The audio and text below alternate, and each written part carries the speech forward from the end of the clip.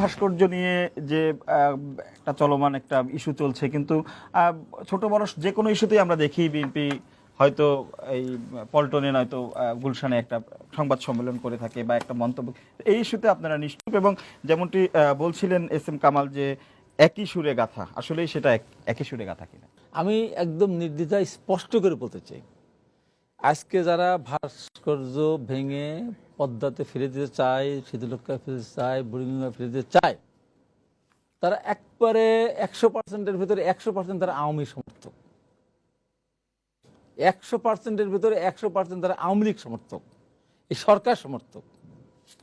আমি আপনার হেফাজতের মামুনুল হকই তো, মামুনুল হক, হ্যাঁ, ওনার বক্তব্য শুনেছি।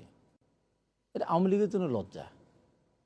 উনি চিৎকার করে বলছেন, আওয়ামী লীগকে আমি ডাক দেব, আমি আওয়ামী লীগকে আহ্বান জানাবো, বঙ্গবন্ধুর কবরে শান্তি প্রতিষ্ঠা করার জন্য আওয়ামী লীগের নেতাদেরকে আমি আহ্বান জানাবো। আরে একজন মানুষ, উনি কি খোদা?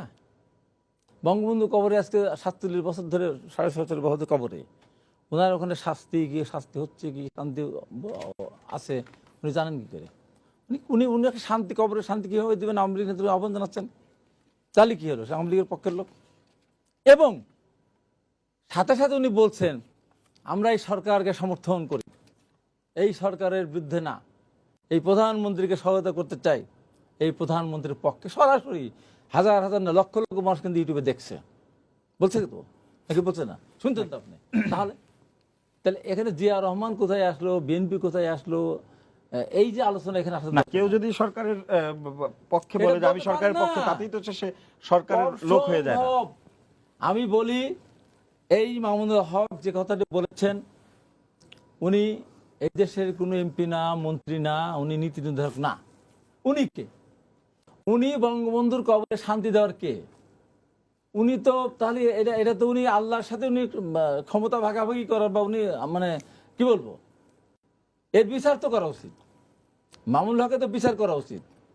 বিএনপির যে কোনো একটা ঘটনা না ঘটলে বিনা কারণে ধরে নিয়ে যে আপনি জেলখানা ঢুকাচ্ছেন, আকাশের সাথে বাতাসের সংঘর্ষ হলো, তাতে আপনি হাজার হাজার লোককে আপনি করতেছেন, গ্রেপ্তার করতেছেন। আর মামুনুল হকের তো অনেক আগে সাথে সাথে ওখান থেকে, ওই স্টেজ থেকে তো আসতে উচিত না। এবং সরাসরি আল্লাহর সাথে সে ক্ষমতা ভাগাভাগি সে উদ্ধত্ত দেখাচ্ছে, এই যে কথাটা। এবং পাশাপাশি সে যেন সরকারের সমর্থন। এই এই এই ভদ্রলোক যদি আওয়ামী লীগের না, উনি তো বলতেন, উনি প্রথম বলতেন এই সরকার রাতের বেলায় ভোট করে, 30 তারিখের আগে 29 তারিখে করে। এই সরকার মানুষকে ভোট দিতে দেয় না, এই সরকার প্রশাসনকে দিয়ে ভোট কাটায়, এই সরকার এদেশের প্রশাসনের চরিত্র নষ্ট করে ফেলেছে। এই সরকারের বিরুদ্ধে আমরা আন্দোলন করতে চাই। এই সরকারকে যে কোনোভাবে, এই সরকারকে সরিয়ে জনগণের সরকার প্রতিষ্ঠা করতে হবে, জনগণের অধিকার ফিরিয়ে আনতে হবে। এটা বলে যদি উনি বলতেন, তাহলে আমি ভাবতাম যে উনি সরকার বিরোধী, সরকার পক্ষের লোক 100%। আর আমার বক্তব্য হলো এই, আওয়ামী লীগ কি বলবে আমি কি জানি না। আজকের এক মন্ত্রী এক কথা বলছে, আর এক মন্ত্রী আর এক কথা বলছে। আমি স্পষ্ট করেই বলতে চাই, আমার ব্যক্তিগত মতামত, আমার দলের মতামতের কথা বলতে, আমার ব্যক্তিগত মতামত। আমার দল কিন্তু কোনো মন্তব্য না করলেও, আমার দল ভাস্কর্য ভাঙার পক্ষে বিবৃতি দিয়েছে বলে কেউ প্রমাণ করতে পারে না, বলতে পারবে না। আমি মনে করি স্বাধীনতার পিছনে যাদের অবদান আছে, সেই সমস্ত ব্যক্তিবর্গের ভাস্কর্য বহু জায়গায় আছে, আছে না? তো হঠাৎ করে কি হলো?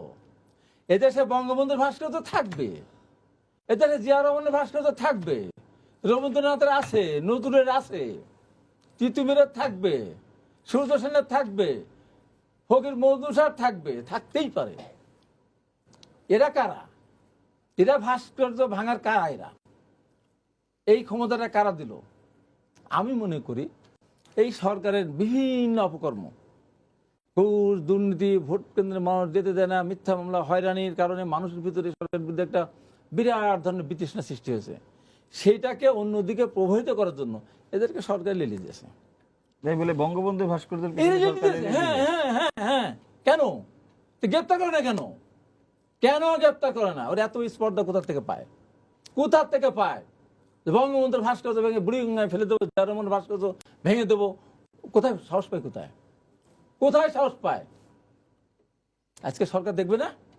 আজকে কথা বলা হচ্ছে যে ৭৫-এর বঙ্গবন্ধুকে যারা হত্যা করেছিল তাদের এই কাজটা তো, হ্যাঁ করেছিল তো। কারা? খন্দকার মুশতাক, আওয়ামী লীগের লোকেরা, মন্ত্রিসভা সমস্ত মন্ত্রীরা ছিল আওয়ামী লীগের। একজন রাজাকারও ছিল না, একজন বামপন্থী ছিল না, একজন কমিউনিস্ট ছিল না, একমাত্র আলতাফ হোসেন ভদ্রলোক একজন ছিল এতে আর কি। সব তো আওয়ামী লীগের। তার ঘটনা ঘটলো কারা?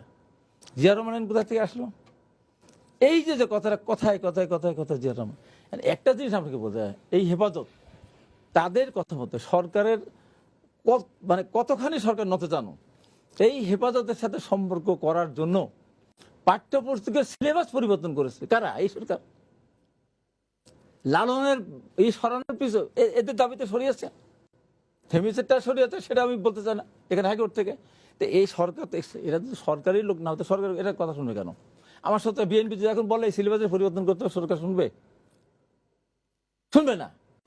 যেহেতু সরকারেরই এদের লোক, সরকারের সাথে যাদের সম্পর্ক বজায় রেখেছে, সরকার এদেরকে অত্যন্ত গুরুত্বপূর্ণ মনে করে, তাই আজকে এরা যা বলে সরকার তাই করছে। স্বরাষ্ট্রমন্ত্রী একথা বলবে কেন? ওরা কারা?